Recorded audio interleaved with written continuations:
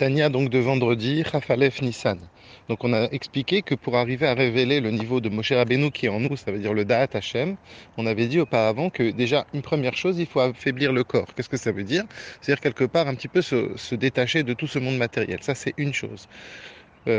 Maintenant, l'Admor Azaken, il dit donc dans le shiur du Chafalef Nissan, la deuxième chose, c'est quoi? C'est Yegiyat Nefesh. C'est se fatiguer intellectuellement. Ça veut dire de réfléchir et de comprendre qu'Akadosh Baruch Hu, il est présent, il est omniprésent dans notre vie au quotidien. Alors l'Admor Azaken dit que dans ça, il y a des différences. Akadosh Baruch Hu, il a doté des Neshamot qui sont directement liés à leur source.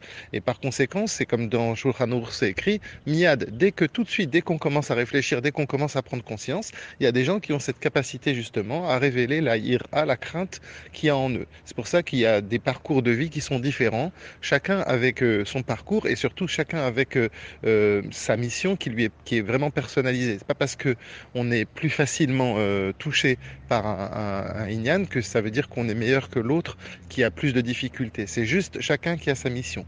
Donc il y en a qui ont, comme on vient de le dire, une mission dans laquelle il y a cette facilité de pouvoir révéler cette ira qu'ils ont en eux. Il y en a d'autres pour qui c'est très compliqué, c'est très long, ça prend beaucoup de temps.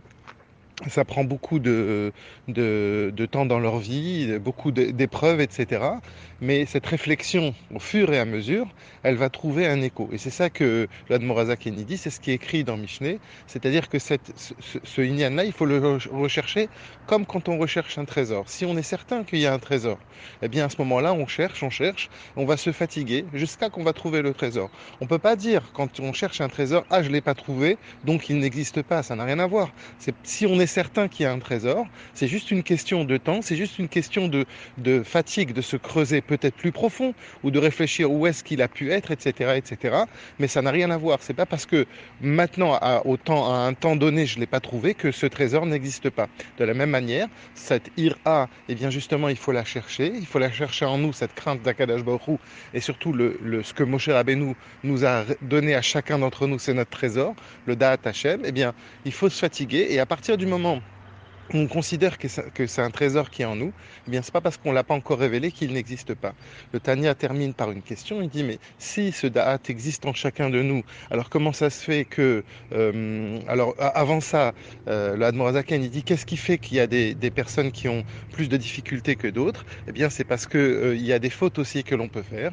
Il y a, si on peut dire, chaque Neshama est doté par la descente des différences de chacun d'entre nous.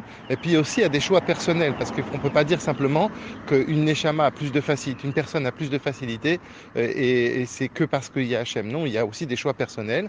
Et comme on dit que les fautes, eh ben, ils sont mavdilim, les fautes qu'une personne peut commettre, à partir du moment où on la refait, eh bien ça crée ça crée un FDL, ça crée une différence, une séparation avec Hachem. Le rabbi, dans une annotation, dit que si on pousse, eh ben, cette séparation qui est entre nous et Hachem n'est qu'une illusion et qu'on peut arriver à l'enlever. Et le Tanya donc termine en disant comment ça se fait que puisque ce Da'at est en nous et en chacun d'entre nous, comment ça se fait qu'on doit tellement chercher pour certains?